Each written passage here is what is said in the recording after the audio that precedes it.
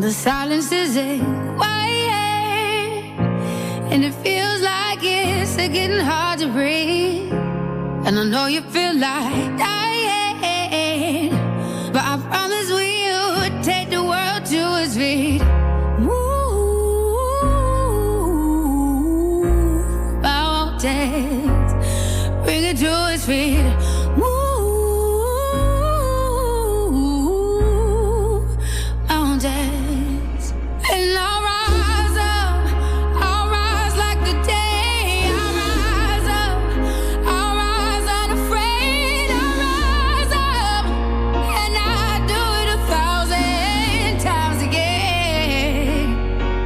Good afternoon. You're tuned into Ability Matters, the program that covers matters to do with abilities, disabilities, and everything in between. We are one of the longest-running disability-related shows in the world, starting as Headway on air all the way back in 2007, and now brought to you by My Home Living Care, an NDIS-registered disability support organisation. Yes, thank you, Sean. You're tuned to Vox FM. This is Ability Matters. I'm your host, Tony Scott Emilio, and with me as normal is my... Beck from Flagstaff. How you going, Tony? Good, thanks. So sorry for cutting you short a bit there. It's Beck, all good. Okay. It's all good. It's a fresh opening, so we'll get there. Anyway, on this Christmas Eve, what do we have in store? We actually have our best of for this year. Best of. So it's going to be this week and next week. We're going to have best of clips from our interviews throughout the year. Beautiful. This will be the first half of the year, and then stay tuned for next week, and we'll have the second half of the year. Well, thank you very much, but that's going to be the install for today. But I think I should start off as per normal. It's currently 3.5 minutes past the hour of 12 p.m. And the weather is, if you look outside, is looking pretty, well, it looks overcast from here, but according to the officials, it's going to be a pretty hot day today. We're looking with about, even though it's going to be a high of around 21 degrees and a low of 15 degrees, but it's mostly sunny throughout the day. That's the Wollongong, which I think is going to be assumed for everywhere around the Illawarra as well. What else would we say? Oh, yes. We have winds. The chance of rain is about only 5%. So, yeah, I don't think don't expect any rain today. Just strong sunshine by the looks of it. Because the amount of rain, if it does rain, is less than a millimetre. And the UV index, however, is extreme. And there's a moderate chance of fire danger rating. So, yeah, it's still going to be get out there and a moderate chance of sparking into a flame. But it's okay. We'll avoid that as best we can. Okay, I'm going to start off today's show with a Lou Rawls classic, You'll Never Find a Love Like Mine from 1976, and then we'll go on to some Master Apprentices after that. Here we go. Yes, what a lovely little song there by the Masters Apprentices. Or maybe it's just Masters Apprentices. I haven't really looked that one up there. I think it might be just Masters Apprentices, but doesn't matter really, not too much. The song was called Because I Love You from the 1971 album Masters Apprentices. Well, we were talking about, oh yeah, sorry, we were doing the best of show, aren't we? Yes, this week and next week. Lovely. Yes.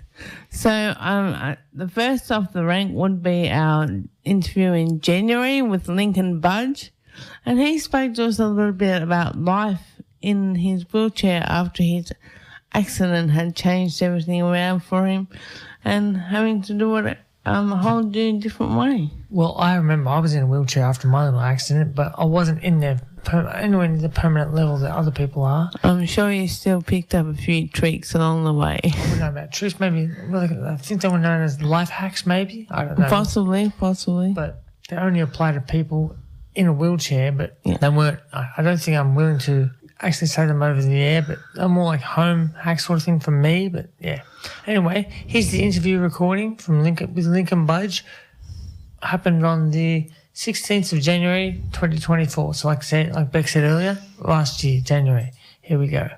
And we're going to be chatting with Lincoln again, and he's going to tell us a little bit more of his story. Yes, his lived experience, yes. He is. For those that didn't hear the first part and just come in, He was 22 years of age, and the night before his birthday, he had a car accident. So that left him paraplegic. Which means he's now he's left his life in a wheelchair, and he currently works works on the water, in other words, offshore on an oil He rig. was looking to work offshore. He actually does something different now. So that's probably going to be coming up in that next bit. Yes, I misinterpreted that. Here we go. No, you're all right. First-hand experience, here we go. Okay, so we'll jump back into some more questions now. And I just really wanted to ask you, what were the massive changes to your routine for daily living? I'm pretty sure there's quite a lot of them, but is there anything that massively stands out that you had to do a lot of big changes to? The biggest change for me, and probably for most people with spinal injuries, to be honest, is morning bowel routines and bladder care. And that you go from a able-bodied person who's used to waking up in the morning and just getting out of bed and going about life. Yeah. And all of a sudden you've got this morning routine that takes quite a lot of time, and getting used to the time out of your day that consumes, I think, and not just being able to jump out of bed and go is probably one of the biggest things for me. Getting used to either having to get up earlier or just allowing that time every day. Yeah, because I was thinking that kind of thing. It would take a little bit of planning and manoeuvring to make sure that you get into the toilet on time. Yeah. And, everything takes longer in life in a wheelchair sort of thing, but that's the one that consumes the most amount of time. And then just getting used to allowing longer whenever you're going somewhere or doing something, just because the extra couple of minutes it takes you to get in and out of a car and those kind of things, and just slowing down and allowing yourself enough time to do what you need to do. I went from a 21-year-old that did everything at 1,000,000 miles an hour. So yeah, it was big change for me to get used to slowing down a little bit and allowing that time.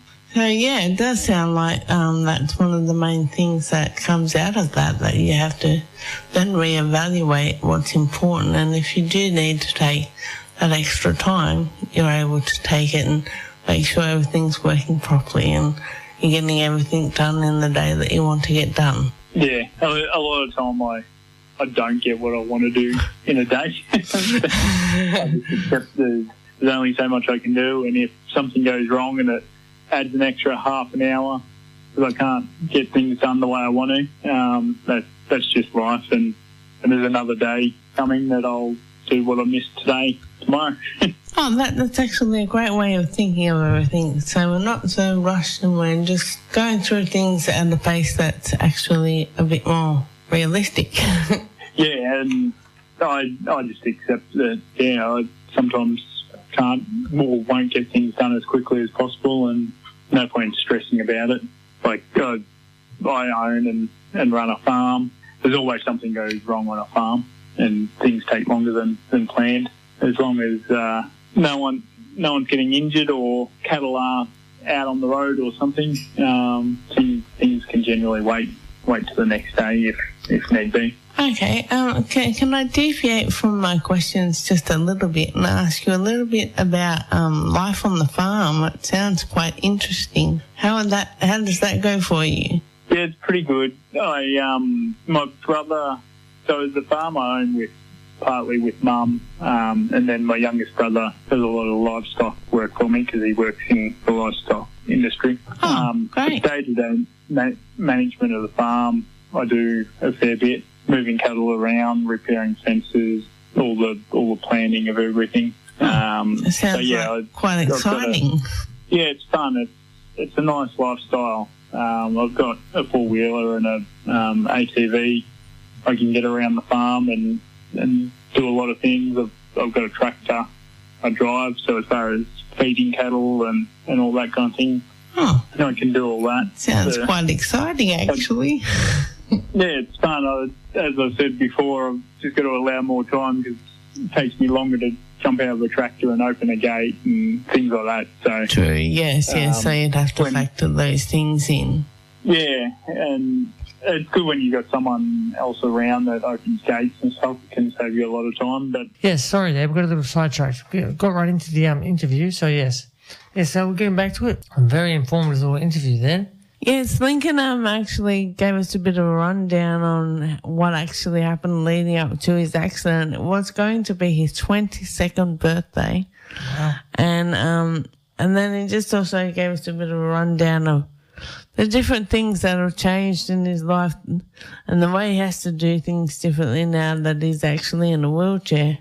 It's opened up a whole new world to him and having to do things very differently. Well, certain little tips and tricks that I picked up from Lincoln, the way he was experiencing things, reminded me of myself when I was in the wheelchair.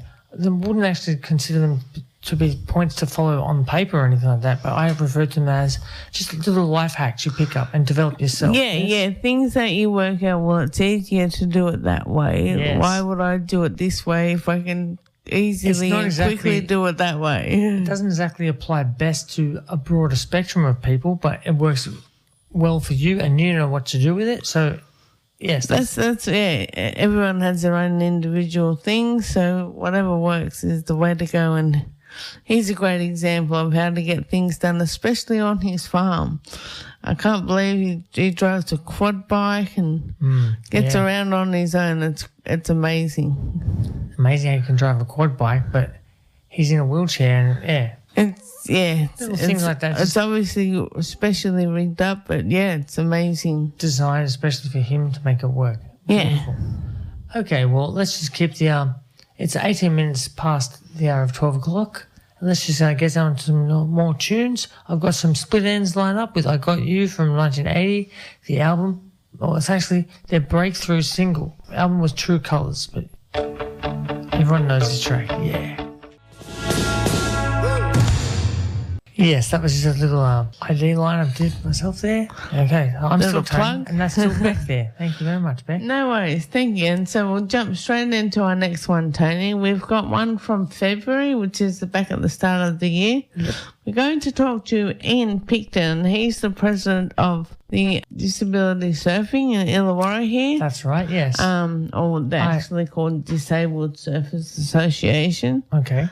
South Coast. Because they do range from Thirroul down to Thirroul they cover. So it's a wide little spectrum. And I think they might even go down as far as Mollymook. So let's have a little listen. Have a listen, have we? See what he's got to say. Here we come. Ready for Ian Picton. So here's the first part of the interview. How are you today, Ian? Thank you. Yeah, good, thanks, Rebecca. Thank you very much for coming along and having a chat with us about disability surfing. Really appreciate it. No, that's fine. Any way of getting the word out there about what the disabled surfers do, it's always a pleasure to come along and, tell your listeners what we do, how we do it, when we do it, what you get out of it. So, really happy to do that today. Okay, so could you explain to us a little bit about what disability surfing involves and who can come along? Okay, so the Disabled Surfers Association was started by a fellow by the name of Gary Blashty in Sydney 35 years ago. Gary had a motorbike accident and shattered his kneecap. And part of his recovery was, and he was an avid surfer, and part of his recovery, he got a few of his mates together and they took him for a surf. And he thought, well, geez, if we can do that for me, imagine all the other people out there can benefit from getting back into the water and enjoying a surf. So he organised a meeting. He organised a meeting in Sydney, and 2 or 3 people turned up, and they ran a few events, and then a fellow by the name of Jim Bradley, well known down here in the Wollongong area, the South Coast area. Jim actually started surfing for sport in schools. He wrote the curriculum. Well, Jim was our first president down here in Wollongong. He got members from his school to come along and support an event that they ran at Ballandy Beach with a longboard club down there from Ballandy Beach, and then from then, it blossomed in 1994 or 93. The Disabled Surfers, they moved to Bulli Beach, run a few events there, and we currently run our events out at Thirroul. But we're open for anyone with a disability. We don't care what disability you've got, what mobility issues you have. We will adapt our program to suit your needs. So I tell a lot of people, it's like plasticine. Everyone knows what plasticine is, but if you turn up and you need something different, well, we'll go about taking you for a surf in a different way, just to make sure you're safe and you have an enjoyable time in the water. So that's the thing about our program. Everyone gets to surf. Sometimes we do it a little bit different. 2 people on the back of the board, 1 on the back of the board, 3 on the back of the board, doesn't matter. But sometimes they ride the wave. If they're on the board, they might be backwards, on their bellies, on their backs. Just depends on what their needs are when we get them into the water and how safe we can do it, and we'll give it a go. Sounds great. I actually participated in one of those events out at Thirroul, and I can say that I had a great time, and I think I caught about 3 or 4 waves in a row. So yep. It really does. They cater to everybody, and I think that the amount of volunteers that you've got involved to help do that as well, yes. It's a credit to you all. That's correct. Without our volunteers, we can't do anything. When it comes to our volunteers, you don't need to be a surfer. You don't need to get in the water. You don't need to be young and fit and strong. We just need people, hands on deck, hands on the beach, just to push wheelchairs around or help sort out some rash vests to get our participants into the rash vest. That kind of stuff. There's always jobs out there that helps people sign in the mornings. We're looking for people who are up to date on social media to help us promote what we do and how we book people in and things like that. There's always jobs there to do. Oh, it sounds like there's a big array of different tasks that is actually need to stay on top of. That's correct, yeah. It's ever-changing. We started off where you just used to rock up and put a rash vest on you and take you for a surf. It's not like that anymore. We've got to follow a few procedures. That's to make sure it's safe for everyone. We have a minimum of 6 able-bodied volunteers to 1 participant in the water. So when someone goes in the water, they're always going to have at least 6 able-bodied people with them to make sure that they are safe and that they can enjoy their wave and so on, and they don't injure anyone else whilst they're coming in on their surfboards. Oh, that sounds excellent. Sounds like there's a lot of confidence building around the amount of people that are there to help you. I'll ask the next question now. What was it that got you into helping with this great organisation? As I said, in 1993 it started at Bellambi and then they moved to Bulli Beach. At that time, I was working with Wollongong Council and I happened to be the lifeguard on duty at the beach at the time. And I didn't know they were coming down. They rocked up and a fella tapped me on the shoulder and said, "G'day, mate, how you going? What's happening?" I said, "Mate, I'm just here to look after everyone." He said, "Well, you might be able to help me." I looked at it, and then his name is Lenny Snowden, and if anyone knows Len Snowden's a well-known identity in the Wollongong area. Len was in a train accident at the steelworks in the early 90s, and he was run over by a train. He lost his arm and his leg. Anyway, Len came down the beach and said, "Oh, mate, I'm going for a surf." The guys over there said, "You might be able to help me. Can you hang on to this?" And he gave me his arm and his leg. And I just went, "Holy God, what's happening here?" I think the next song I'm going to play for you is a bit of the Marky Blue. It's actually got a very apt title, I think. Cash is Always King from 1966. The Blues Are Knocking, the album. So, yeah, everything these days is on a card, tap here, tap that, and they've got little secret charges to it as well. I've noticed when I get the instalments back from the bank every so often. Yes. The way that things are now, I think it's everything tap, and it's a bit scary when you actually have to pay cash. You're like, I haven't got anything in my wallet. Yeah. Because you're not used to going to the bank every so often and just stocking up with cash. I've actually started doing that every fortnight religiously, just in case. I've been doing it myself too. But anyway, here's their song, Cash is Always King by Marky Blue. 1966, the album, The Blues Are Knocking.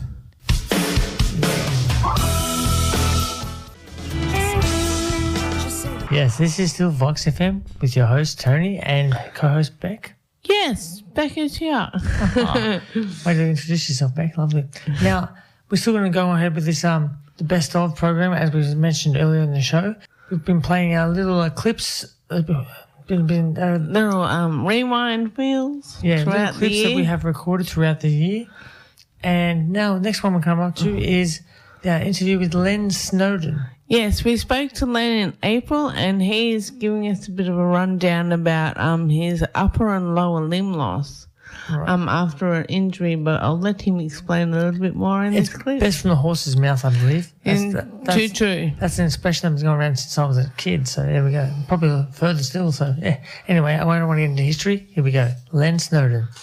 What I wanted to talk to you about now, Len, if that's okay, we'll just get a little bit into There's a lot of volunteering work that you're also involved in. So could you tell us a bit about those? Yeah, so we've already touched on disabled surfing and sailability, which is voluntary, but also I'm part of a group of people called the Amputee Association, and we have our own branch called SAF, which stands for Support Amputees, Family and Friends, and we've been going for nearly 20 plus years now, just over 20 years. Wow, that's a long time. So what we do is we visit hospitals and groups where we need to share some light on an issue with someone that could possibly have an amputation or is about to have an amputation or is severely ill, for example, a diabetic that's having trouble.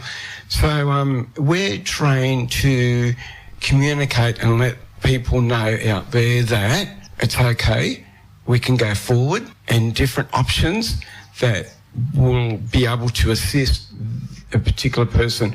But believe it or not, Beck, the most important part about when you're mentoring is to actually listen to what the person is saying that you're talking to, not thinking about questions I want to ask them. And that is so crucial, because if you're speaking to somebody, you're not actually giving them the opportunity to speak to you, to get info, to share. So instead of speaking to them, you're speaking with them. Absolutely. I understand. Finding out their concerns and what things they might be worried about. Giving them a chance for feedback. But it's not just the person or the patient that we're referring to. We're talking about family and friends and co-workers. Yeah, that larger circle as well. Yeah. But a lot of people, when we turn up, have no idea of the simple disabled parking permit system that they're available, and those people are new amputees, and it's like, what do we do? And I'm like, get your doctor to fill out the form, and if you qualify, get that disabled parking, because that disabled parking spot with the extra width for you to open the door, that's a lot of people don't realise. These disabled parking spots, especially designed for space and area. As well as the proximity to the front door of the shopping area. Absolutely. But so many people out there just seem to be parking in the spots, and they're not disabled themselves. And that I am not disabled myself, but I feel, what's the word? It's like I feel disappointed when you see someone who you can know, like you see an ordinary person or able-bodied person walking up to their car and getting out of a disabled spot. And that's just terrible. I wanted to say, because I've noticed it quite a lot, because I do have a disability sticker as well. Please don't park there if you've got a parent that is disabled and they are not in the car with you, because you can still get fined for parking in a disability spot, because there is nothing wrong with you. Just because you have that sticker on your car does not mean that you're able to use it without that person in the car with you. I actually had one of those people approach my wife, Carol, when I very first got my licence back. I didn't even have my prosthetic limbs on, so I just had one arm, one leg, driving the car. And my wife got out of the car to grab the wheelchair, and the person beside us was actually having a go at my wife, saying, can you move out? There's a person wanting to use this spot. And she's like, well, if you'd like to go around the other side, you notice my husband has lost his right arm and leg. And this person huffed and puffed and went, yeah, right. She come around and looked at me. And what do you think the first words were that I said to her, Beck? My mind wanders, but yes, go for it. I don't know if they were polite or not. Is it appropriate for radio time? Absolutely. I said, congratulations, keep up the good work. Because she didn't realise the situation. So it's not always the passenger that could possibly be disabled, it could be the others.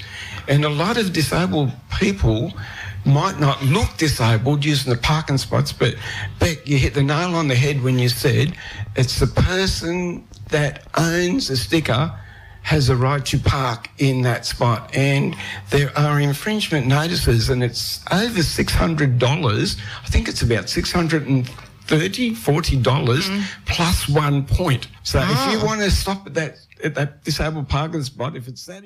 Yes, that was just a little... that was our interview with Len Snowden. Yes, so I thought that we would hear about his accident, but it wasn't in that part of the clip. So just a quick rundown. Len suffered an accident after a train ran into him when he worked at Blue Scope Steel, and he lost his and his leg on the same side. So quite a... Now that you mention that, I do remember him coming in. Yes, quite a traumatic incident, I think it might have been for him. Either way, he seemed a very cheerful fellow.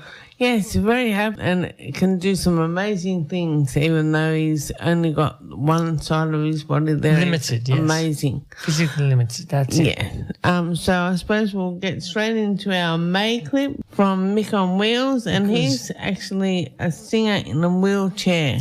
Given the time, the amount of stuff we want to get through today, we're kind of running already a little bit short on time, even though there's 20 minutes to 1 p.m. But yeah, we're going to get it in there. So we're going to do our best. We'll squeeze it on in.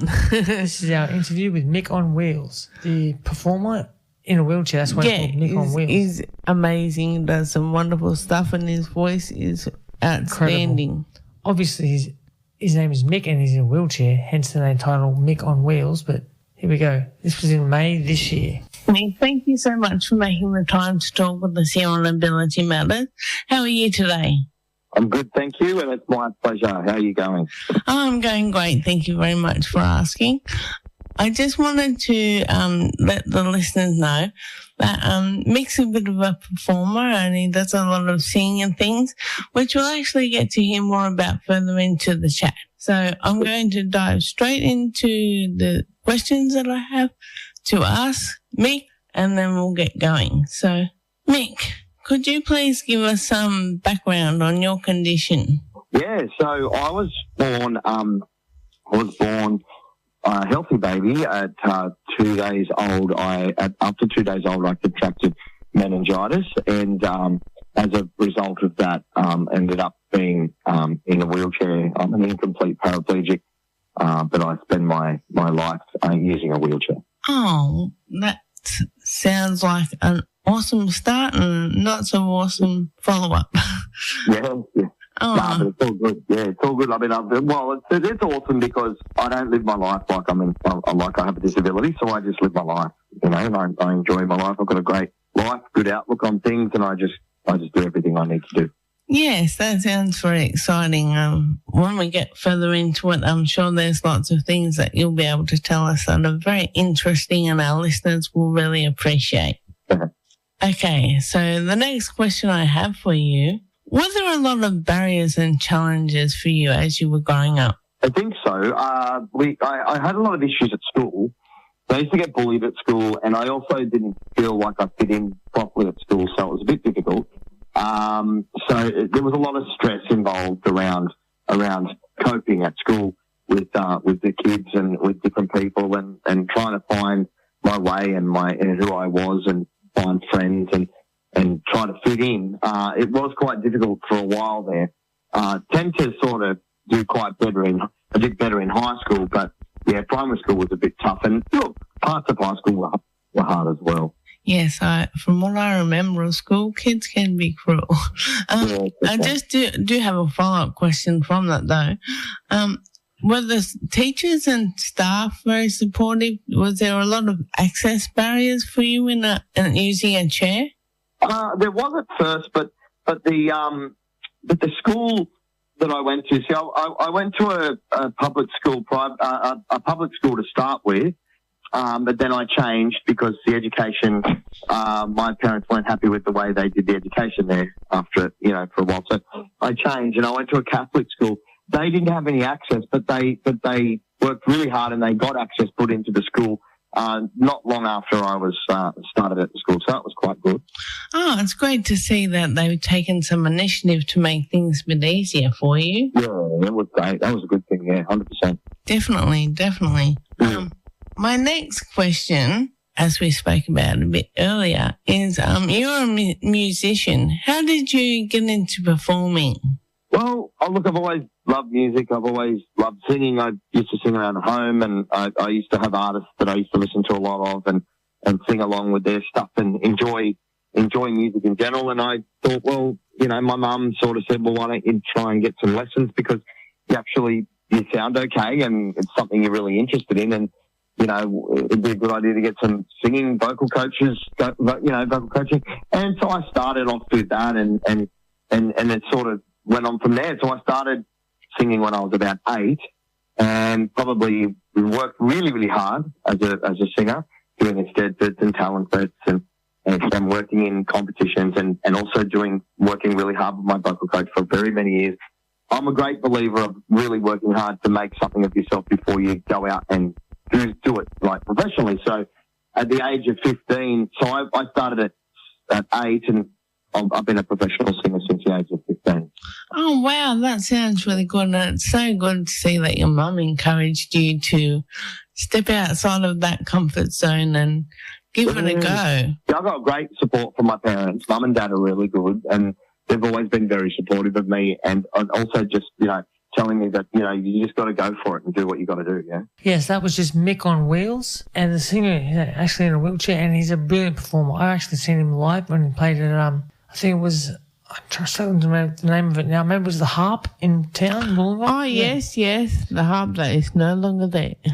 Oh, it's changed the name, has it? Oh. No, it's actually an apartment complex now. Oh, really? That goes to show you how often I go out, It's a lot of things changed. I think it was just before I had my stroke in 2008 that started to get knocked down and changed it. New thing there, yeah. Maybe I think more things to see of it now. Maybe is it the Atlantis or something now? No, it's an apartment complex. Oh, okay, yeah. And it's got shops and things down the bottom. My mind's running away with itself. Sorry, listeners. You're all right. Yes, he was a very powerful little, powerful man. Call him a man. Very inspirational. Yeah, he faced a lot of adversity and done really well out of it. And he's come through as a great human being. That does some wonderful stuff.